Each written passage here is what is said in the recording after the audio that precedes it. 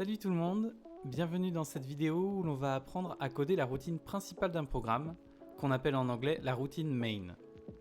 Plus précisément, on va coder un exemple très classique d'une routine principale, à savoir un programme qui affiche Hello World. Si vous avez raté ma vidéo de présentation de la playlist de cours, je vous mets le lien dans la description. J'y explique les règles que je me fixe pour ces cours et ma démarche qui est assez originale. En résumé, on va apprendre les bases de la programmation sur 4 langages en simultané. Le C++, le C#, le Java et le Python. On partira du concret avec du code afin de montrer les grands concepts de programmation et vous verrez qu'ils sont souvent communs ou au moins proches quel que soit le langage. Pour coder et lancer nos programmes, j'utilise un environnement de développement en ligne qui s'appelle Compiler Explorer pour que vous puissiez participer facilement sur PC ou mobile avec un navigateur web. Je vous mets au cas où un second lien dans la description vers la première vidéo de la playlist où je vous montre comment exécuter et débugger un programme avec Compiler Explorer. C'est parti pour regarder les concepts de base afin de créer la routine principale d'un programme. La première impression que l'on a lorsqu'on compare l'écriture d'un Hello World entre ces différents langages, c'est qu'on remarque pas mal de différences. Dans un premier temps, mon but va être de vous montrer qu'il y a bien plus de similarités que vous ne le pensez de prime abord en regardant ces programmes principaux. Et on pourra discuter dans un second temps des réelles différences qui existent entre ces programmes. Le premier concept dont on va discuter, c'est l'écriture de commentaires. Les commentaires, ils apparaissent en vert dans l'environnement de développement Compiler Explorer. Le rôle d'un commentaire, comme l'indique bien le nom, ça va être de donner des notes textuelles destinées à expliquer le code source, à le décrire. Les commentaires, ils servent à rendre le code plus compréhensible pour les développeurs, de documenter le fonctionnement d'un programme. Les commentaires peuvent être écrits sur une ligne, comme on le voit avec ce message affichage de Hello World pour les développeurs, mais ils peuvent être également écrits sur plusieurs lignes. On parlera alors de commentaires multilignes. Une notion importante sur les commentaires est qu'il s'agit de code mort ou dead code en anglais. Dans le précédent cours, j'ai expliqué que le code source est en réalité transformé en opération machine. Mais c'est justement pas le cas des commentaires. C'est pour ça qu'on parle de code mort, parce que ce sont des parties de code qui ne sont pas exécutées ou transformées dans le programme en tant qu'opération machine. La machine ne sait pas que ces commentaires existent. Quand je passe sur la 7e ligne du code, j'ai 4 opérations machine qui sont associées. Quand je passe à la ligne 10, j'ai 6 opérations machine qui sont associées. Mais par contre, sur les lignes de commentaires, pas d'opération machine associée. Vu que ce code est mort, il n'est jamais vérifié à la compilation ou à l'exécution d'un programme. Si je modifie du code, mais que j'oublie de mettre à jour le commentaire associé, je ne vais pas avoir d'erreur à la compilation ou à l'exécution. On va donc se retrouver avec un commentaire qui n'a plus vraiment de sens dans notre code. C'est cette raison qui fait que, en tant que professionnel, on essaie de limiter la présence de commentaires dans le code. On rentrera plus en détail sur ce genre de pratique tout au long des cours. Celles-ci sont en général englobées dans le terme clean code ou en français code propre et cherchent à améliorer la lisibilité, le maintien et l'évolution du code. À ce sujet, et pendant le cours sur les routines, on décrira la différence entre ce qu'on appelle un commentaire de documentation à utiliser et un commentaire de code à éviter. Le second concept que l'on va aborder s'appelle le statement ou instruction de base. C'est le cas ici de la ligne qui affiche en termes de code le message Hello World. Le but d'un statement, c'est de représenter une action, une sorte de tâche à exécuter dans le programme. À noter que ce statement ou instruction peut correspondre, après transformation, à plusieurs opérations machine. En Java, par exemple, l'affichage de Hello World correspond en réalité à 3 opérations. Le point clé à retenir, c'est que dans tous les langages que nous allons couvrir, une instruction unique se termine par un point-virgule. À noter qu'en Python, l'écriture d'un point-virgule pour fermer un statement n'est pas obligatoire. Vu que Python met l'accent sur la lisibilité et la simplicité de l'écriture du code, la pratique standard consiste plutôt à terminer un statement par un saut de ligne. Mais dans la mesure où nous allons voir plusieurs langages en même temps et que dans la plupart des langages, les statements se terminent par un point-virgule, nous prendrons cette habitude quel que soit le langage. Parlons maintenant des statements composés ou compound statements en anglais. Le statement composé, c'est un bloc de code qui regroupe un ensemble de tâches. Il y a un idiome commun, donc une façon commune d'écrire ces blocs quels que soient les langages. C'est le principe de l'indentation. L'indentation, c'est l'idée qu'après un saut de ligne, on va structurer le code visuellement avec des tabulations ou des espaces et faire que tout le code dans un même bloc ait le même niveau, le même nombre de tabulations ou d'espaces depuis la gauche de l'écran. Dans la plupart des langages, l'indentation est un principe de clean code, donc de code propre, mais elle n'est pas nécessaire pour le fonctionnement du programme. En revanche, dans Python, l'indentation fait partie intégrante de la syntaxe et est vérifiée à l'exécution. Dans les autres langages, en plus de la pratique de l'indentation, on va délimiter ces blocs de code par un symbole. Ce symbole, c'est ce qu'on appelle des accolades, ou en anglais des curly braces. Vu que l'indentation n'est pas obligatoire dans les autres langages que le Python, la première accolade peut être déplacée après un saut à la ligne ou juste placée en fin de ligne. La solution en fin de ligne permet de réduire le nombre de lignes du code en perdant un petit peu de lisibilité. Pour que notre syntaxe reste plus claire pour l'instant, je garderai un saut à la ligne avant la déclaration de nos accolades. En termes d'usage professionnel, la plupart des environnements de développement reconnaissent ces blocs de code, donc ces statements composés, et permettent de cacher leur affichage. Donc dans Compiler Explorer, on pourra très facilement fermer les blocs de code que l'on veut cacher. Le concept de statement composé, c'est une grande catégorie. Il existe différents types de statements composés. On va étudier progressivement dans ces cours les différents types de blocs de tâches qui existent. Mais vous avez déjà peut-être entendu parler de types comme les boucles, les conditionnels if then else ou même les classes. Parmi ces types de blocs de tâches, il existe ce qu'on appelle des routines, et plus particulièrement la routine main. Une routine, c'est un statement composé, donc c'est un bloc de tâches que l'on peut appeler à différents endroits de notre programme. Pour appeler une routine, on se réfère à sa signature. C'est un concept que l'on va simplifier pour l'instant au nom qu'on donne à notre routine. La routine main, c'est donc la routine qui a pour nom main.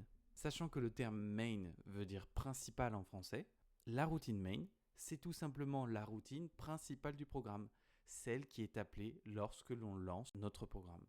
Selon les langages, il va y avoir des différences dans la façon dont on déclare la routine main. La première différence qu'on va voir est la casse du mot. Donc dans la plupart des langages, le mot est en minuscule, mais en C#, il commence par une majuscule. Avant de terminer sur les différences qu'il reste concernant la routine principale du programme, nous allons discuter de l'affichage du message Hello World dans la sortie standard. On va faire appel à une routine print, terme qui se traduit par imprimer en français. Même si l'on a plutôt tendance à utiliser le terme d'imprimer pour du texte sur une feuille, ici l'idée c'est qu'on va imprimer du texte sur la sortie standard, donc sur l'affichage en sortie.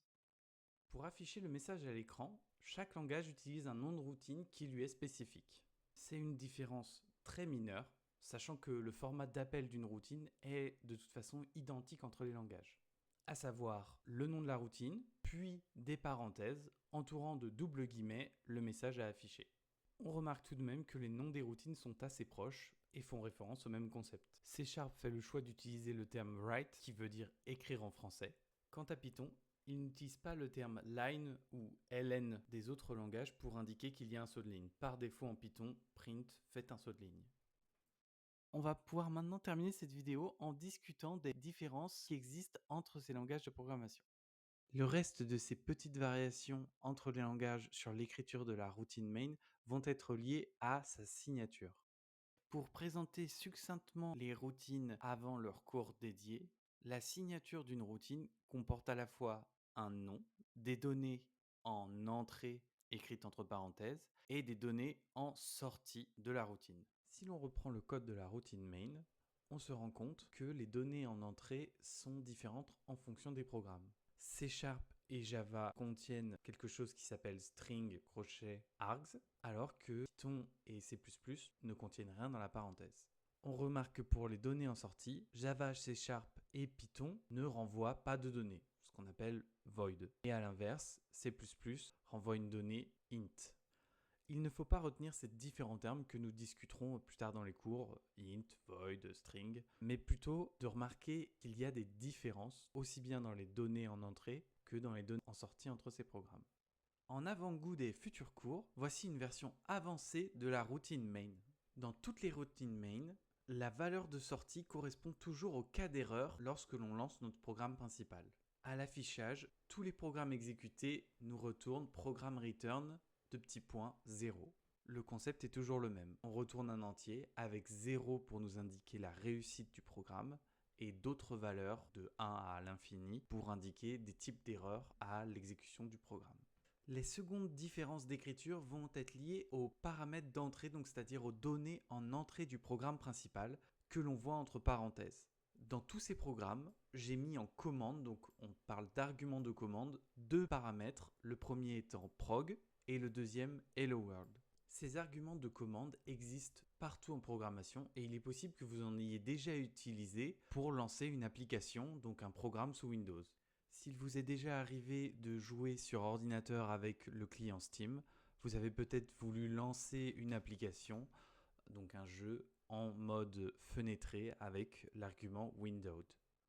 Malgré de petites variations d'écriture, tous les langages proposent également des arguments sur leur programme principal. Il s'agit bien de variations d'écriture, mais pas de différence de concept. Toutes les routines main peuvent gérer ou non des paramètres d'entrée. Toutes les routines main peuvent gérer des cas d'erreur en sortie qui sont toujours représentés par une valeur entière, 0 étant la réussite du programme. Plusieurs différences avec la routine main existent en Python et sont liées au fait que Python est un langage de scripts. Étant donné que Python est un langage interprété, c'est-à-dire qu'il est transformé à l'exécution en langage machine, il peut être très facile d'écrire de petits fichiers avec du code à exécuter dans Python. De ce fait, la routine main n'est même pas nécessaire en Python. On peut donc écrire directement l'affichage print hello world. C'est cette raison qui m'oblige à expliciter directement à Python que je vais utiliser la routine main à l'appel. Une deuxième différence qui s'explique par le fait que Python est un langage de script est la façon d'écrire les commentaires.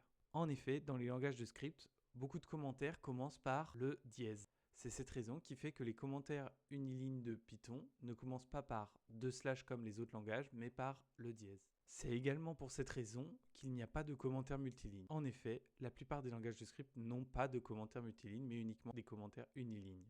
Python permet d'écrire de faux commentaires en utilisant les doubles guillemets, donc en écrivant 3 doubles guillemets ouvrantes, puis 3 doubles guillemets fermantes.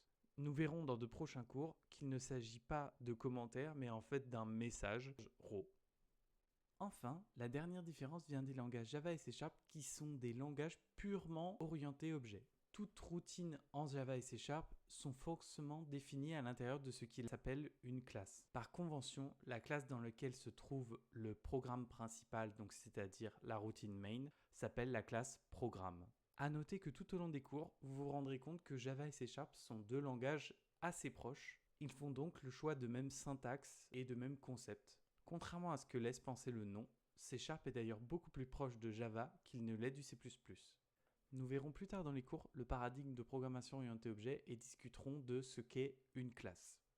Java, depuis la version 21, se tourne vers une syntaxe plus proche des autres langages pour la routine main. En effet, ils ont amené un concept de classe non nommée qui leur permet d'écrire un main directement à la manière de Python ou C++. Compiler Explorer ne permettant pas d'utiliser cette syntaxe, nous resterons sur la syntaxe ancienne qui se rapproche plutôt de C#. J'espère que le format vous plaît et que vous avez pu remarquer les différences que j'apporte par rapport à d'autres cours de programmation. Que ce côté très technique et précis dans l'apprentissage du code vous permet de mieux comprendre quels sont les fonctionnements et les concepts de base de la programmation. Aujourd'hui, on a commencé par voir les commentaires, leur usage pour documenter le code et le fait de faire attention à ne pas trop en abuser. On a ensuite parlé des statements comme actions ou tâches dans le code et des statements composés qui sont un ensemble de tâches, donc un bloc de code. Fort de ces nouvelles connaissances, on a pu parler de la routine main, qui est un statement composé lancé à l'exécution du programme. Enfin, on a présenté la routine print qui sert à l'affichage à l'exécution de le message dans la sortie standard. On a terminé le cours en discutant des variations d'écriture de ces différents concepts et également d'une variation de concept pour le C# et le Java qui sont des langages purs orientés objets. À vous de jouer maintenant. Dans la description, vous avez des liens pour Compiler Explorer afin de coder dans votre langage de prédilection. En fonction de l'appareil sur lequel vous regardez la vidéo, sélectionnez bien des liens PC ou mobile. Vous allez pouvoir ajouter un second statement de print en écrivant un message comme « c'est cool de coder ». Et une petite énigme aussi, vous allez devoir vérifier comment vous faites pour avoir sur la même ligne à la fois un statement, donc une routine de print, et un commentaire. Il y a un ordre particulier dans lequel les deux s'écrivent et ce sera à vous de le comprendre. Dans la prochaine vidéo, on découvrira les variables et on expliquera un peu mieux ce que sont les messages en parlant des chaînes de caractères. Merci d'avoir regardé cette vidéo. N'hésitez pas à vous abonner si vous avez envie de progresser en programmation. Et à la prochaine!